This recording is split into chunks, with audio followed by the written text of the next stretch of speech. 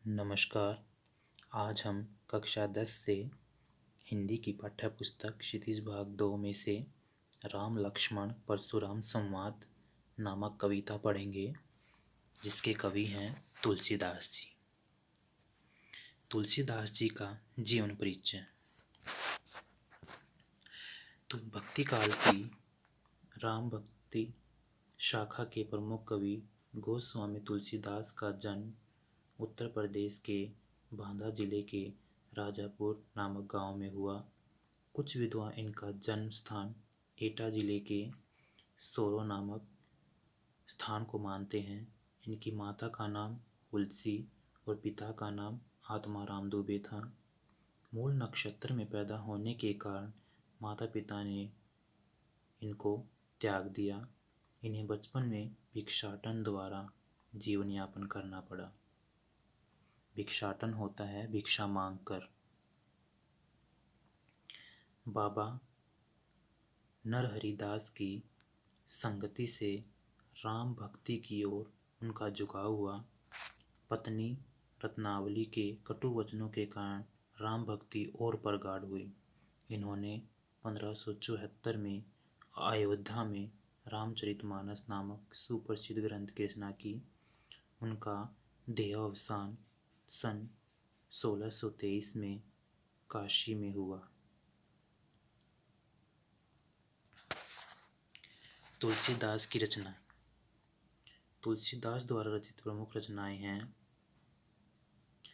रामचरितमानस, कवितावली, दोहावली, गीतावली, कृष्ण गीतावली, विनय पत्रिका, जानकी मंगल, पार्वती मंगल, रामलला, नहच्छु, बरवै रामायण, वैराग्य संदीपनी तथा हनुमान भाहुक इनकी रचनाएं हैं। इनमें रामचरितमानस अकेला ऐसा ग्रंथ है जिसने यहाँ पर कवि को प्रसिद्धि के चरम शिखर पर पहुंचा दिया। यहाँ पर कवि लिखा हुआ है, कवि को प्रसिद्धि के चरम शिखर पर पहुंचा दिया है। तुलसीदास की भाषा शैली। तुलसीदास जी अवधी ब्रज दोनों ही भाषाओं के सिद्धहस्त कवि हैं। इनके काव्य ग्रंथ प्रबंध मुक्तक दोनों ही रूपों में हैं।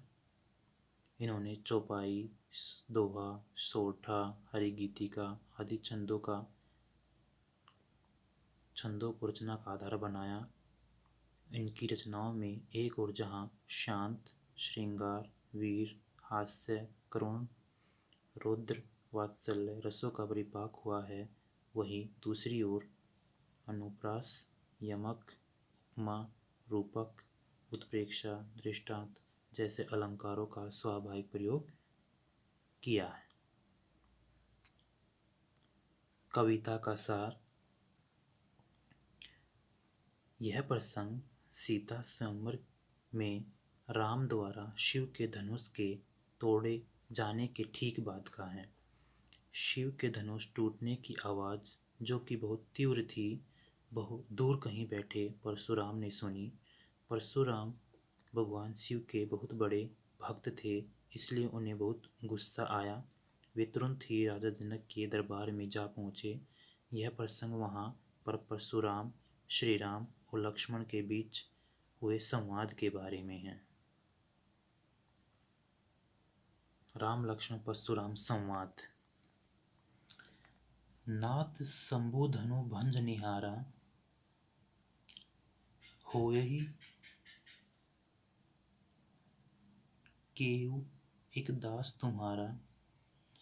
आयसु कहा कहिए किन मोही, सुनी रीसाई बोले मुनि कोही। सेवकु सो जो करे सेविकाई, हरि करनी करी करिए लड़ाई। सुनु राम जेहि शिव धनु तोरा, सहस्त्र बाहु समसो रिपु मोरा। सो बिलगाओ बिहाई समाजा, न तै मारे जहि सब राजा। सुनी मुनि बचन लखन मुस्काने, बोले परशु धरि अवमाने। बहु धनोहि तोरी लरिकाई, कभू न असी रिस कीन्हि गोसाई। यही धनु पर ममता के ही हेतु, सुनि रिसाई कह भृगु कुल केतु। रे नृप बालक काल बस, बोलत तो ही न संभार, धनोहि सम त्रिपुरारी धनु, विदित सकल संसार। कि नाथ शंभु धनु भंज निहारा। जब श्री राम धनुष को तोड़ देते हैं तो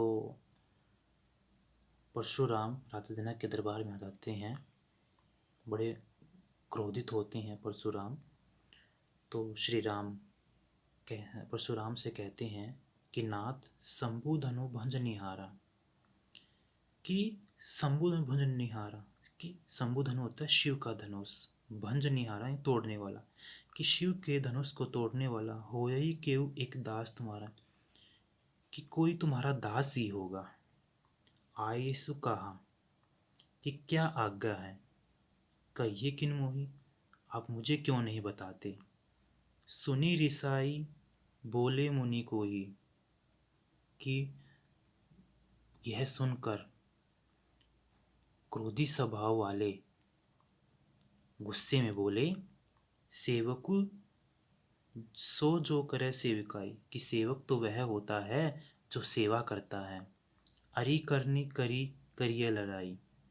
अरि करनी यानी शत्रुता, जो शत्रुता करने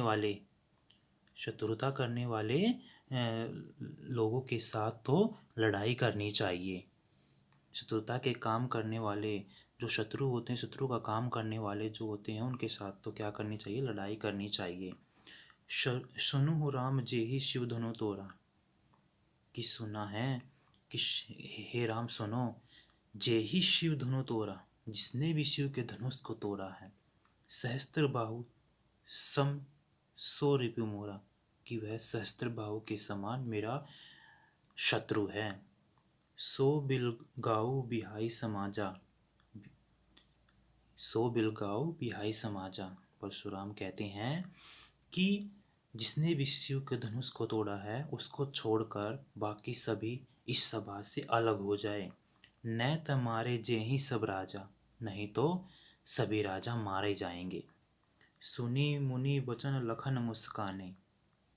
कि मुनि के वचनों को सुनकर लक्ष्मण मुस्कुराने लगे। बोले पर सुध दरई अवमाने, यानी परशुराम को अपमान करते हुए बोले, बहु धुनहि तोरी लरिकाई। कि बहु धनु तोरी लड़ी, कि हमने तो बचपन में ऐसी बहुत सी धनुइयाँ तोड़ी हैं। कभू ने असी रिश्की नहीं गोसाई, कि पहले तो आपने कभी इतना क्रोध नहीं किया था। ये ही धनु पर ममता के ही हेतु, इसी धनुष पर तुम्हारी इतनी ममता किस प्रकार है। सुनी रिसाई कह भृगु कुल केतु। यह सुनकर भृगु कुल यानी भृगु वंश के पताका के समान परशुराम क्रोधित होकर बोले, रे नृप बालक, रे राजकुमार, काल बस बोलत तो ही न संभार। कि तू काल के वश में होकर बोल रहा है, तो ही न संभार। कि तू होश में नहीं है, तू काल के वश में होने के कारण तुझे होश नहीं है। संभार होता है होश नहीं है, काल के वश में होकर बोल रहा है, तुझे होश नहीं है। धनोहि सम त्रिपुरारी धनु विदित सकल संसार। कि धनोहि सम त्रिपुरारी धनु, यह सकल संसार पूरा संसार जानता है कि क्या यह शिव धनुष बाकी धनुइयों के समान है। आगे देखिए, राम लक्ष्मण परशुराम संवाद का दूसरा पद्यांश है। लखन कहा हसी हमरे जाना, सुनु देव सब धनुष समाना। का क्षति लाभू जुन धनु तोरे, देखा राम नयन के भोरे। छुवत टूट रघुपति न दोसु, मुनि बिनु काज करिए कतरोसु। बोले चितै परसु की ओरा, रेसठ सुनेहि सुभाउ न मोरा। बालकु बोली बंधो नहीं तो ही, केवल मुनि जड़ जानहि मोहि। बाल ब्रह्मचारी अति कोहि, विश्व विदित क्षत्रिय कुल द्रोही। भुजबल भूमि भूप बिनु कीन्हि, विपुल बार महि देव न दीन्हि। सहस्त्र बाहु भुज छेद निहारा, परसु विलोकु महि कुमारा। मातु पितहि जनि सोच बस, करसी महिष किशोर। गर्भनह के अर्भक दलन, परसु मोर अति घोर। लखन कहा हंसी हमरे जाना। लक्ष्मण ने कहा, सुनो देव कि हे देव सुनो कि जितना हमने जाना है कि सभी धनुष एक समान होते हैं। का क्षति लाभु जुन धनु तोरे, यानी इस धनुष के टूटने में तुम्हारी क्या क्षति, यानी क्षति यानी हानि, क्या लाभ। देखा राम नयन के भोरे, कि श्री रामचंद्र ने इसे नया समझकर धोखे से देखा था। छुवत टूट रघुपति न दोषु, कि यह तो श्री राम के छूने मात्र से ही टूट गया, इसमें श्री राम का कोई दोष नहीं है। मुनि बिन काज करिए कतरोसु, कि आप बिना किसी कारण के क्रोध क्यों कर रहे हैं। रोसु होता है क्रोध, बिना किसी कारण के आप क्यों क्रोध कर रहे हैं। बोले चितय फरसु की ओरा, फरसु की ओर देखकर परशुराम बोले, रे सठ अरे दुष्ट, सुने ही स्वभाव न मोरा। क्या तूने मेरे स्वभाव के बारे में नहीं सुना है। बालू को बोली बुद्धो नहीं तोई, कि मैं तुम्हें बालक समझकर बद्धो नहीं तो ही, मैं तुम्हारा वध नहीं कर रहा हूँ। केवल मुनि जड़ जानहि मोहि, कि तुम मुझे निरा मुनि ही समझ रहा है। बाल ब्रह्मचारी अति को ही, मैं बाल ब्रह्मचारी और अत्यंत क्रोधी स्वभाव का, कोही का मतलब होता है क्रोधी स्वभाव का। विश्व विदित क्षत्रिय कुल द्रोही, यह पूरा विश्व यानी संसार विदित जानता है, क्षत्रिय कुल द्रोही, कि मैं क्षत्रिय कुल का द्रोही हूँ, विनाशक हूँ, विनाश करने वाला हूँ। यह विश्व भर में प्रसिद्ध है। भुजबल भूमि भूप बिनु कीन्हि, मैंने अपने भुजाओं के बल से इस भूमि को राजाओं से रहित कर दिया है। विपुल बार मही देव न दीन्हि, और अनेक बार मैंने ब्राह्मणों को वह राज्य दान में दे दिए हैं। सहस्त्र बाहु भुज छेद निहारा, कि सहस्त्र बाहु की भुजाओं को काट देने वाले मेरे इस फरसे को देखो। परसु बिलोक मही कुमार, की हे राजकुमार, सहस्त्र बाहु को मारने वाले या काटने वाले मेरे इस फरसे को देखो। मातु पितई जनी सोच बस करिस मही किशोर, कि हे राजकुमार, हे राजा के महिष किशोर, यानी हे राजा, अरे राजा के बालक, तू अपने माता पिता को चिंता के वश में न कर। गर्भ के अर्भक दलन परसु मोर अति घोर, कि मेरा फरसा बड़ा भयानक है, यह गर्भ के बच्चों का विनाश करने वाला है, यह छोटे बड़े किसी की परवाह नहीं करता। आगे हैं, बिहसी लखनऊ बोले मृत्यु बाणी, अहो मुनीस महाभट भानी।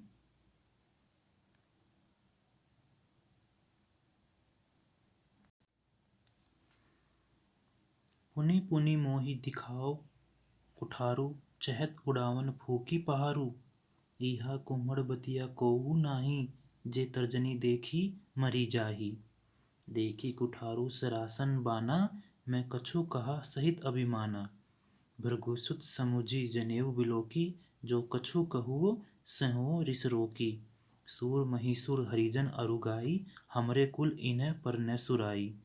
बंधे पापू अब कीर्ति हारे, मार तहु पा परिय तुम्हारे। कोटि कुलिस सम वचन तुम्हारा, व्यर्थ धरु धनु बाण कुठारा। जो बिलोकी अनुचित कहेऊ, छमु महामुनि धीर। सुनी सुरोसु भृगु वंशमणि, बोले गिरा गंभीर। कि बिहसी लखनऊ बोले मृदुबानी, कि लक्ष्मण बिहसी ने देख कर मृदुल वाणी में, कोमल वाणी में कहा। बिहसी मतलब हंसकर, लक्ष्मण ने हंसकर कोमल वाणी में कहा, अहो मुनीस महाभट माने, कि अरे महामुनि, अपने आप को बड़ा वीर मुनि, तो अपने आप को बड़ा वीर योद्धा समझते हो। पुनि पुनि मोहि दिखाओ कुठारू, तुम बार बार मुझे ये कुल्हाड़ी क्यों दिखा रहे हो। चहत उड़ावन फूकी पुकारू, कि क्या तुम फूक मारकर पहाड़ को उड़ाना चाहते हो। इहा इहा कुम्हड़िया को नाही, कि यहाँ भी कोई कुम्हड़िया यानी कुम्हड़ के फूल से बना छोटा सा फल नहीं है। जे तर्जनी देखी मारी जाही, जो कि उंगली दिखाने मात्र से ही मर जाएंगे। देखी कुठारू सरासन बाना, कि वह मैंने जो कुछ देखी कुठारू सरासन बाना, मैं कुछ कहा सहित अभिमाना, कि मैंने जो कुछ कहा है वह आपके कुल्हाड़े और धनुष बाण को देखकर ही अभिमान के साथ कहा है।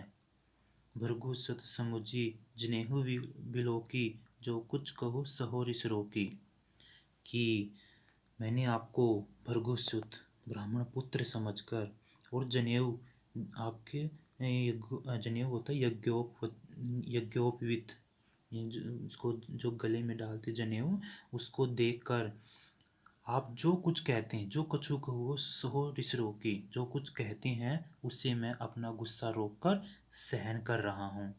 सूर महिसूर हरिजन अरुगाई, यानी सूर होता है देवता, महिसूर होते ब्राह्मण, हरिजन भगवान के भक्त और गौ, हमरे कुल इन्हें पै न सुराई, हमारा कुल इन पर वार नहीं करता, यानी हमारा कुल इन पर अपना वीरता का प्रदर्शन नहीं करता।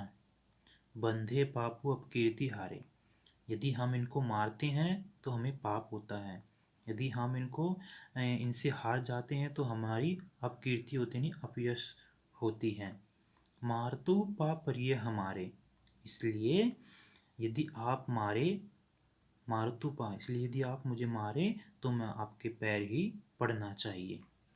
कोटि कुलिस सम वचन तुम्हारा, व्यर्थ धनु धनु भार कुठारा, कि कोटि यानी करोड़ों, कुलिस सम वचन तुम्हारा, कि आपका एक एक वचन करोड़ों वज्रों के समान है। सम, कि आपके जो वचन है वो करोड़ों वज्रों के समान है। व्यर्थ धनु बाण कुठाना, कि आपने तो व्यर्थ में ही धनुष बाण और कुल्हाड़ी को धारण किया हुआ है। जो बिलो की अनुचित केहू छमु महामुनि धीर, आपके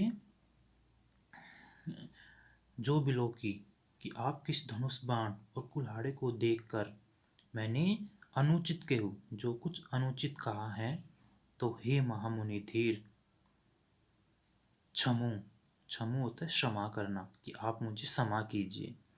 सुनी सरोसी भृगु वंशमणि, बोले गिरा गंभीर, कि यह सुनकर भृगु वंशमणि परशुराम क्रोध के साथ गंभीर वाणी में बोले।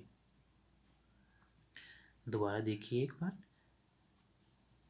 एक बार मैं फिर से व्याख्या कर रहा हूँ कि लक्ष्मण हंसकर कोमल वाणी में बोले, अरे महामुनि, आप तो अपने आप को बड़ा वीर योद्धा समझते हैं, आप बार बार मुझे अपना कुल्हाड़ा दिखा रहे हैं।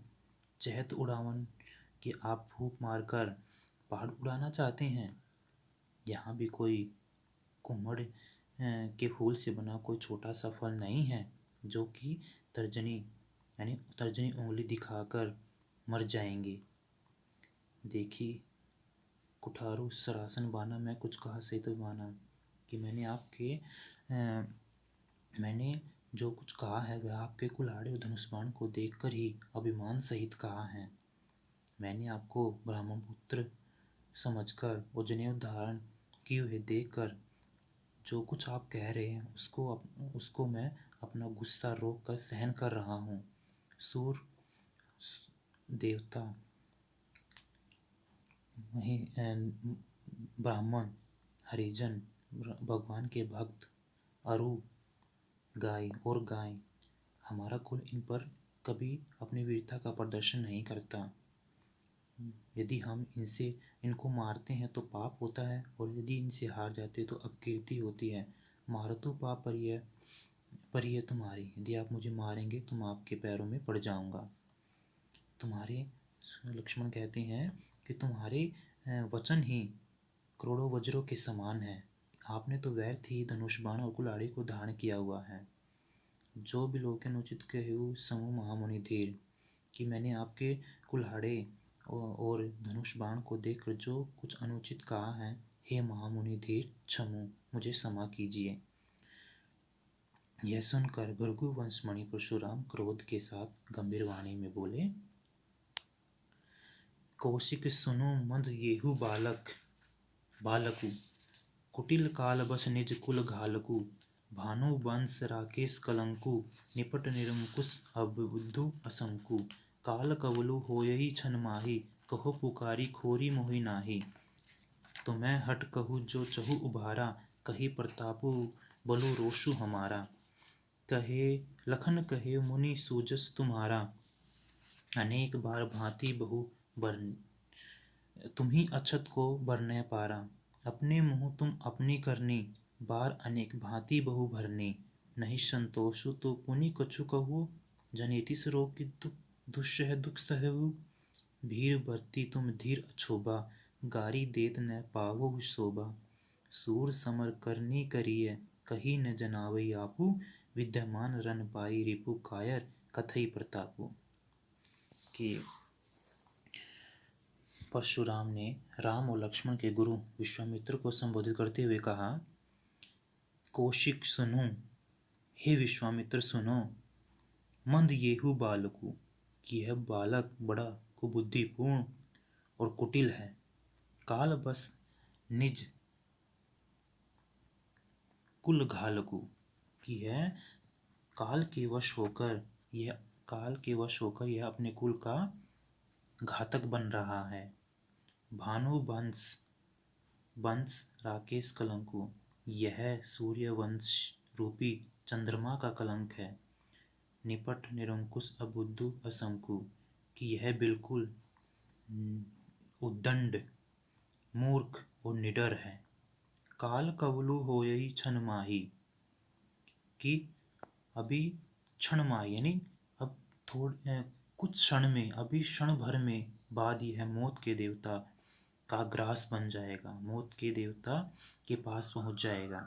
कहो पुकारी खोरी मोहि नाही, फिर बाद में मैं पुकार के कह देता हूँ कि इसके बाद मरने के बाद फिर कोई मुझे दोष नहीं देगा। खोरी मोहि नाही, खोरी होता है दोष देना, कोई दोष नहीं देगा। तुम हट कहू जो चहु उभारा, कही प्रतापु बलु रोषु हमारा। कि यदि तुम इसे बचाना, चहु उबारा होता है, यदि उबारा का मतलब बचाना, यदि तुम इसे बचाना चाहते हो तो इसे मेरे प्रताप, बल और क्रोध के बारे में बताकर इसे रोक लो। हट कहू होता है रोक लो। लखन कहेउ मुनि सूजस तुम्हारा, लक्ष्मण ने कहा कि मुनि सूजस तुम्हारा, तुम्ही अछत को बरने पारा। कि आपका सुयश, आपके यश के बारे में, आपके रहते और कौन वर्णन कर सकता है। आपने मुँह तुम अपनी करनी, बार अनेक भांति बहु भरनी। कि अब इतने समय से तो आप पहले अनेक बहुत बार अपने मुँह से अपनी करनी का कई तरह से वर्णन कर चुके हो। नहीं संतोष तो पुण्य कछुक हो, अगर इतने में भी आपको संतोष नहीं हुआ तो फिर से आप अपना वर्णन कर लीजिए। जिन रिस रोग की दुस्सह दुख सहु, क्रोध को रोक कर असहनीय दुख मत सहो। वीरवर्ती तुम धीर अछोबा, गारी देत न पाहु शोभा। कि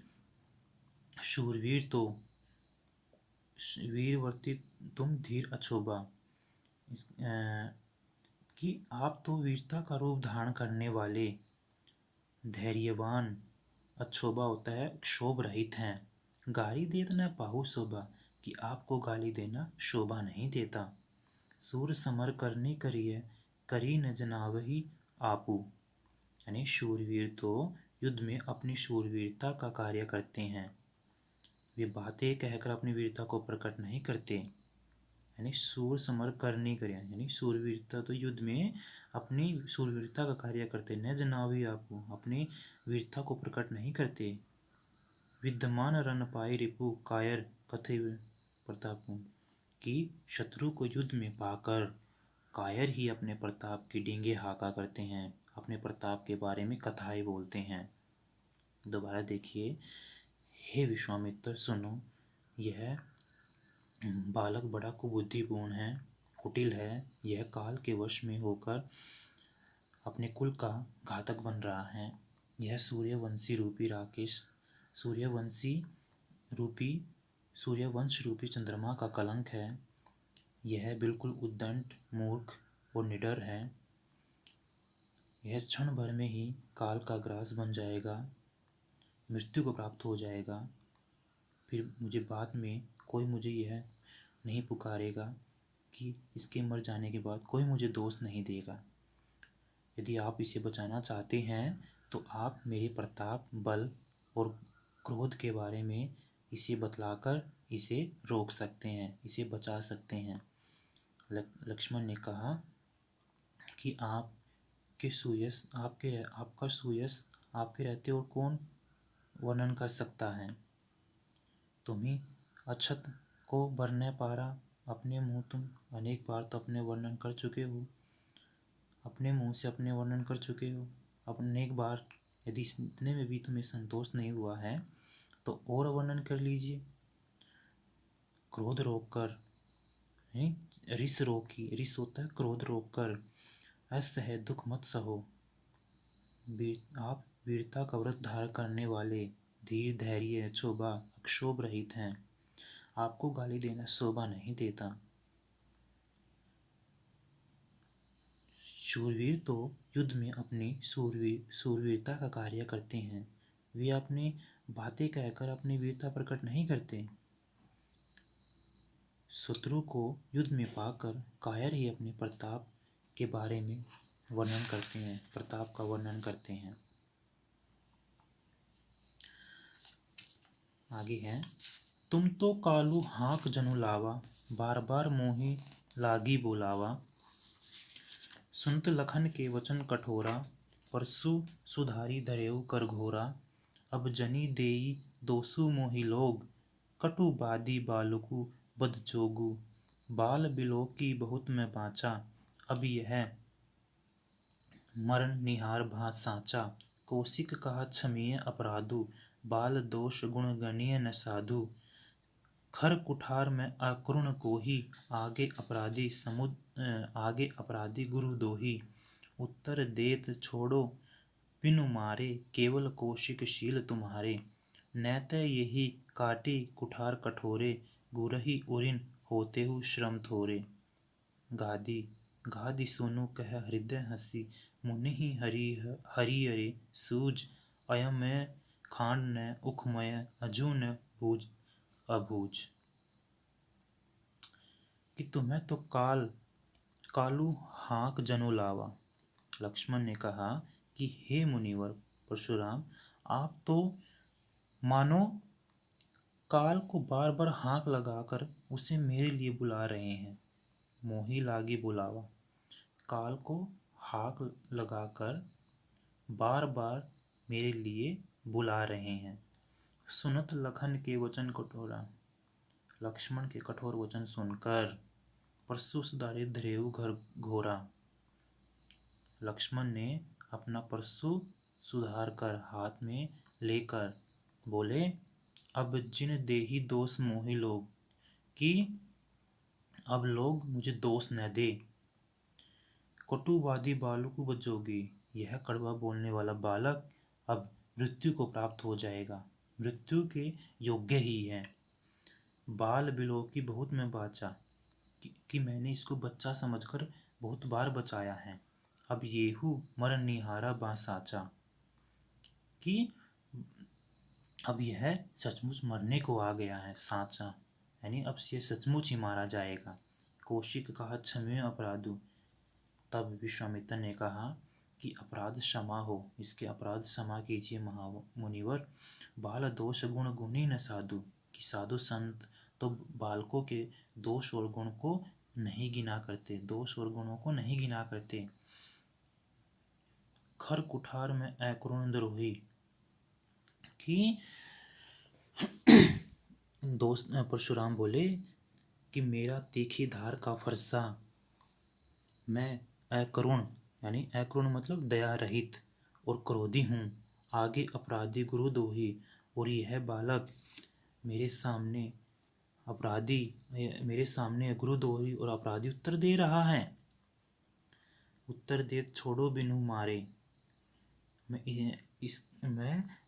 इतने पर ही मैं इसे बिना मारे छोड़ रहा हूँ। केवल कौशिक शील तुम्हारे शील स्वभाव के कारण मैं इसे बिना मारे छोड़ रहा हूँ। न तो यही काटे कुठार, नहीं तो यहीं अपने कुल्हाड़े से इसे काट देता। गुरीर उरिन होतु श्रम थोड़े, और थोड़े ही श्रम में, थोड़े ही मेहनत में अपने गुरु के ऋण से मुक्त हो जाता। गादी सुनो कह हृदय हसी मुनि हरि हरे सूझ। गादी सुन अर्थात विश्वामित्र अपने मन ही मन में हंस रहे हैं और कहते हैं कि मुनिवर को तो चारों तरफ हरा ही हरा सूझ रहा है। अय में खान ने उख में अजू न भूज सूझ, कि पर परशुराम राम और लक्ष्मण को साधारण क्षत्रिय समझ रहे हैं, पर वे साधारण क्षत्रिय नहीं हैं। वे लोहे से बनी खांड हैं, न कि गन्ने की बनी खांड जो मुंह में डालते ही गल जाती है। मुनिवर अभी भी इनके बारे में, इनके प्रभाव को समझ नहीं पाए, इनके बारे में जान नहीं पाए हैं। वे अभी भी क्या हैं, बेसमझ बने हुए हैं। दोबारा देखिए, लक्ष्मण जी कहते हैं कि हे मुनिवर, आप तो ऐसा लग रहा है जैसे कि बार बार मेरे लिए काल को बुला रहे हैं। लक्ष्मण के वचनों को सुनकर, कठोर वचनों को सुनकर परशुराम ने अपने फरसे को हाथ में ले लिया। अब जनी दे तेसु मोहि लोग, अब लोग मुझे दोष नहीं देंगे। यह कड़वा बोलने वाला बालक अब वध के योग्य है। मैंने बच्चा समझकर इसको बहुत बार बचाया है, लेकिन अब यह सचमुच में ही मारा जाएगा। कौशिक विश्वामित्र ने कहा, हे मुनिवर, अपराध को, इस बच्चे के अपराध को क्षमा कीजिए। गुरुवर जो साधु संत होते हैं वे बच्चों के गुण और दोष को नहीं गिना करते। खर कुठार में अक्रूर क्रोही, कि मेरा तीखी धार का फरसा, मैं दया रहित और क्रोधी स्वभाव का हूँ। आगे अपराधी गुरुद्रोही, और मेरे सामने यह गुरुद्रोही और अपराधी उत्तर दे रहा है। उत्तर दे छोड़ो बिनु मारे, कि मैं अब इसको बिना मारे ही छोड़ रहा हूँ। हे केवल कौशिक शील तुम्हारे, हे विश्वामित्र, केवल तुम्हारे स्वभाव के कारण मैं इसे बिना मारे छोड़ रहा हूँ। नहीं तो यहीं पर इसको अपने फरसे से काट देता, और यही थोड़े ही श्रम में, थोड़ी ही मेहनत में अपने गुरु के ऋण से मुक्त हो जाता। विश्वामित्र मन ही मन हंस रहे हैं और कहते हैं कि परशुराम को अभी भी हरा ही हरा सूझ रहा है। और हरा ही हरा सूझ रहा का मतलब होता है कि वो राम और लक्ष्मण को साधारण क्षत्रिय समझ रहे हैं, पर वे लोहे की बनी खांड हैं, न कि गन्ने की बनी खांड जो कि मुंह में डालते ही गल जाती है। मुनि अब भी बेसमझ बने हुए हैं, उनके प्रभाव को समझ नहीं पाए हैं। आगे हैं, कहेहु लखन मुनि शील तुम्हारा, को नहीं जान विदित संसारा। माता पिता ही उरिन भय नीके, गुर रिनु रहा सोचु बड़ जी के। सो जनु हमरे ही माथे काढ़ा, दिन चली गए ब्याज बड़ बाढ़ा। अब आनिय बैव हरिया बोली, तुरत देहु मैं थैली खोली। सुनी कटु वचन कुठार सुधारा, हाय हाय सब सभा पुकारा। भृगुबर परसु देखा बहु मोही, विप्र विचारी बचो नृपद्रोही। मिले न कभू सुबट रन गाडे, द्विज देवता घरिये के बाडे। अनुचित कही सबु लोग पुकारे, रघुपति सेनहि लखनऊ लखनऊ निवारे। लखन उत्तर आहुति सरसी, भृगुबर कोपु करसानु। बढ़त देखी जल सम वचन बोले रघुभानु। कहेहु वचन कहेहु लखन मुनि सील तुम्हारा। लक्ष्मण ने कहा कि हे मुनिवर, तुम्हारे स्वभाव के बारे में इस संसार में तुम्हारे स्वभाव के बारे में सब परिचित हैं, कौन नहीं जानता। ये आपके तुम्हारे स्वभाव के बारे में इस संसार भर में प्रसिद्ध है। कौन नहीं जानता तुम्हारे स्वभाव के बारे में। तुम्हारा स्वभाव तो इस संसार में प्रसिद्ध है।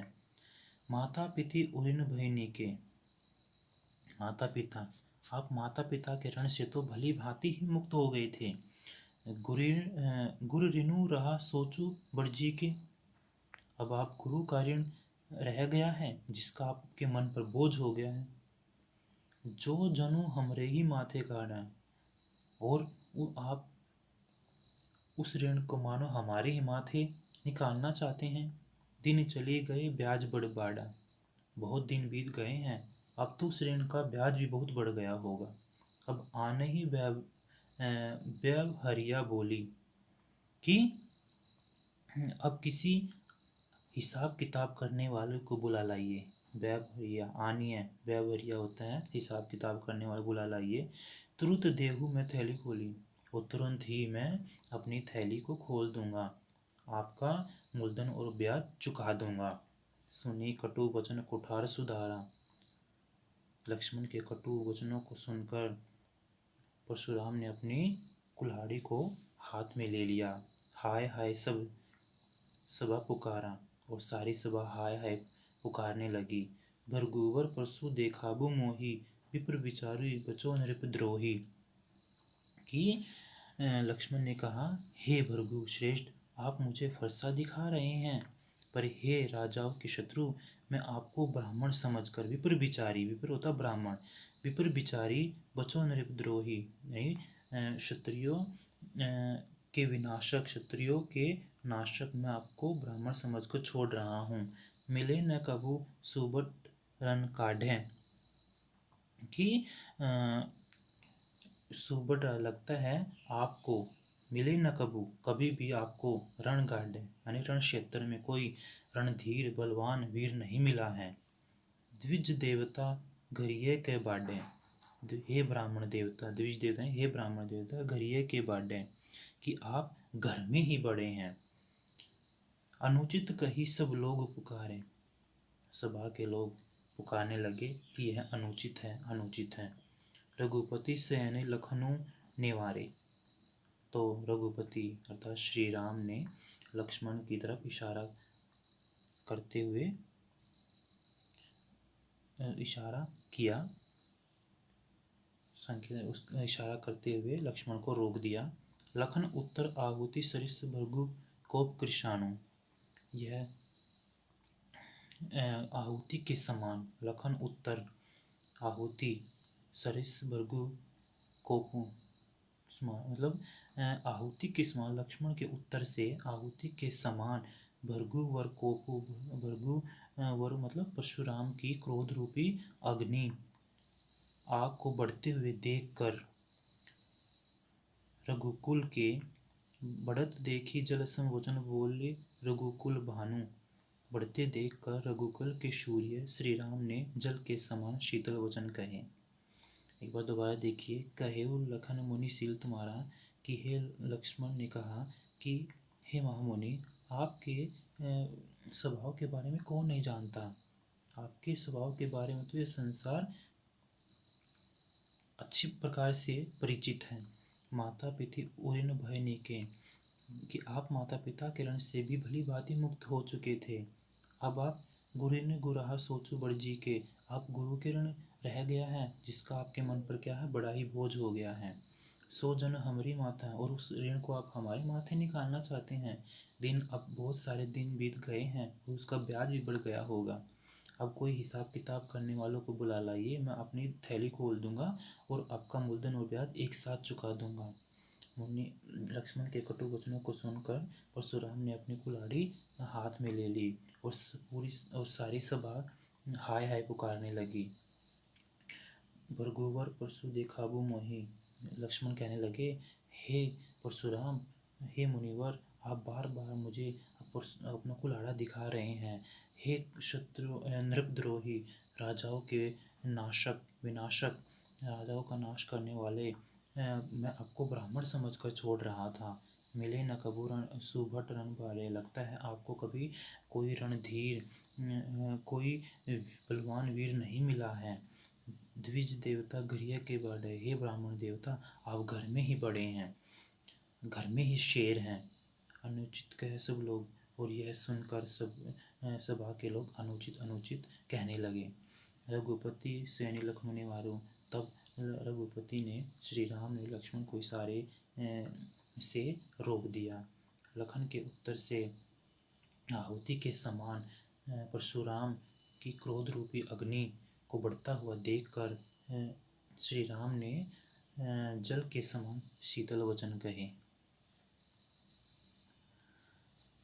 आशा करता हूँ कि आपको यह कविता अच्छे से समझ में आई होगी। धन्यवाद।